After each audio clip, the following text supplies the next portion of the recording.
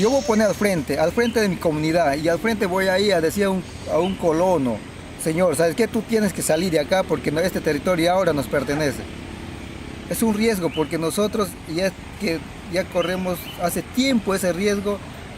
Ellos son madereros, tienen armamento, tienen todo y nunca por nunca ellos nos van a hacer caso porque ya sabemos quiénes son y cómo actúan.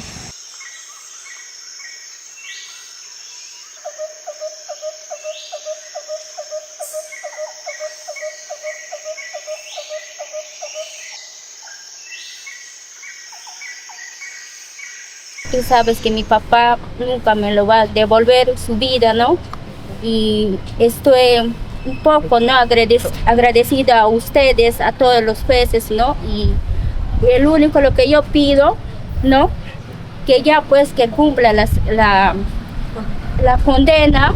Yo tengo temor que se largue. Eso quisiera decirte, pero yo no voy a cansarme de la justicia, tiene que lograr. Porque no es un perro, no es un pajarito, que bueno, si un perro se le da pena, ¿qué sería un ser humano?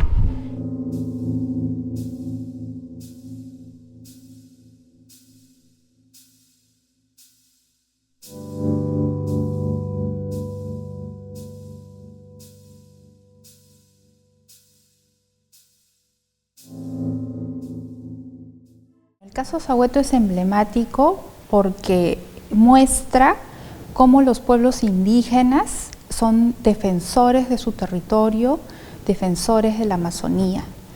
Es una lucha constante por el reconocimiento de su territorio, pero cómo es que estas economías ilegales y las industrias extractivas, economías ilegales como la minería, como en este caso en específico la tal ilegal, lamentablemente genera consecuencias graves a la vida de los defensores indígenas. Podrías verlo emblemático como positivo al lograr la justicia, pero también podrías verlo como la falta de rapidez en la priorización de algo tan crítico como el asesinato de estos líderes, sobre todo ante tanta denuncia de ilegalidad por el acceso a recursos forestales. Entonces creo que sí es emblemático, se logró, pero se debió lograr en otro tiempo, de una forma más rápida y con un acceso a la justicia mucho más eficiente.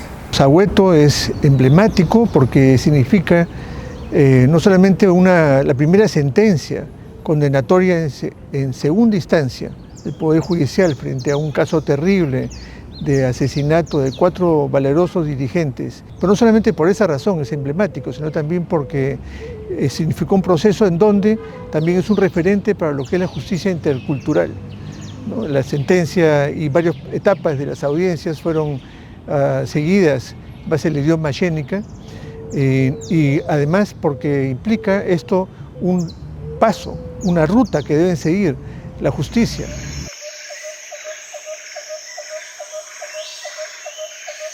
Celebramos la sentencia, pero reclamamos la temporalidad. Creo que el tema de temporalidad viene por un tema también de priorización. O sea, creo que la justicia en nuestros países y en el país de la región demora, pero la justicia intercultural demora más. Y creo que ahí hay un tema que es bien importante entender, porque creo que si estos líderes, estas familias no hubieran tenido el apoyo de tantos actores, de tantas organizaciones indígenas y de tantos involucrados atrás del proceso, probablemente esto no se hubiera logrado y se hubiera dejado pasar. 10 años de demora no son en nada justificables, ¿no? Significan una grave situación de ineficiencia y de dificultades de acceso a una justicia ambiental, justicia indígena, justicia en general, ¿no? Y ha habido pues en varios momentos trabas muy graves, ¿no? Como dificultades económicas para trasladarse al lugar, ¿no? De los hechos, dificultades económicas para los operadores, para diversas partes del sistema de justicia, la Fiscalía, la Procuraduría, la Policía, etcétera, no ha sido simple. Lo más difícil del caso Sahueto es el tema del tiempo que ha durado este proceso, ¿no? Y los recursos que no han sido suficientes, ¿no? Porque si no hubiera la cooperación internacional, este caso no hubiera llegado a la segunda instancia, no se hubiera quedado archivado solo desde el inicio, ¿no? Porque tenemos más de 36 líderes asesinados que hasta ahora ni siquiera se llega a investigar, ¿no? Estamos hablando que es una justicia tardía, que todavía tiene muchos retos, porque todavía no se ha ejecutado la pena, ¿no? Sin embargo, por lo menos nos permite visibilizar que hay una respuesta del Estado frente a esta impunidad.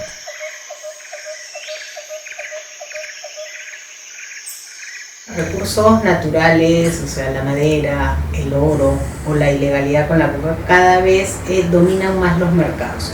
Cada vez son bienes más escasos y más caros. Y necesitaríamos un mecanismo o esquemas mucho más fuertes como país para combatir esa ilegalidad, que es la que finalmente pone en riesgo a nuestros defensores. Es importante visibilizar que los líderes, las autoridades y en este caso los familiares, ¿no?, las hermanas de Sahueto que siguen esta lucha, se están enfrentando a economías ilegales que tienen mucho poder, no solamente económico, sino tienen mucho poder para impedir, ¿no?, que se logre la justicia.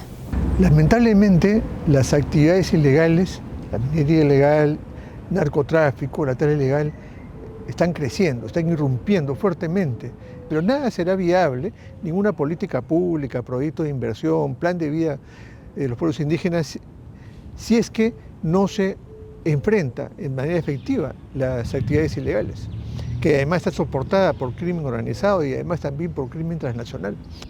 El Estado debe garantizar entorno seguro y propicio para el ejercicio de derechos. Esto no está ocurriendo. Este caso nos permite ver que todavía hay una brecha grande en el cumplimiento del Estado peruano frente a los compromisos internacionales. Sahueto ocurre debido a la falta de titulación del territorio de los pueblos indígenas, en este caso de la comunidad, pero también el Estado tenía conocimiento de estas amenazas. Lamentablemente el Estado no tomó medidas efectivas en su momento y pues sabemos las consecuencias. Entonces es importante que a partir de este caso también se puedan generar políticas públicas en favor de los derechos de los pueblos indígenas, pero también de los defensores indígenas del territorio.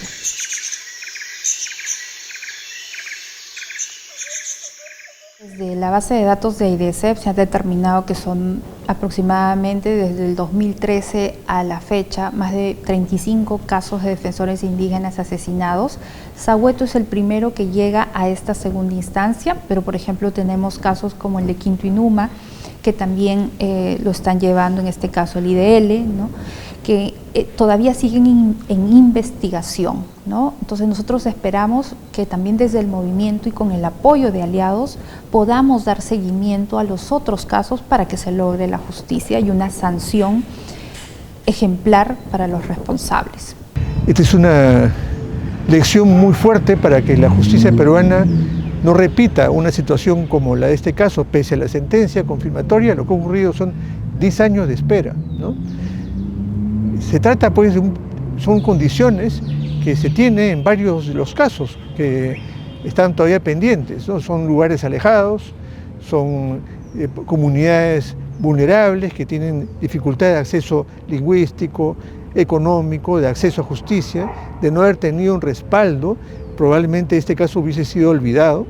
El caso Sahueto abre un hito histórico, ¿no?, porque ya hay una sentencia, ¿no? Entonces, pero falta todavía algunos temas que cerrar, ¿no? Por ejemplo, identificar o arrestar o encontrar a los asesinos para que ya puedan pagar su condena.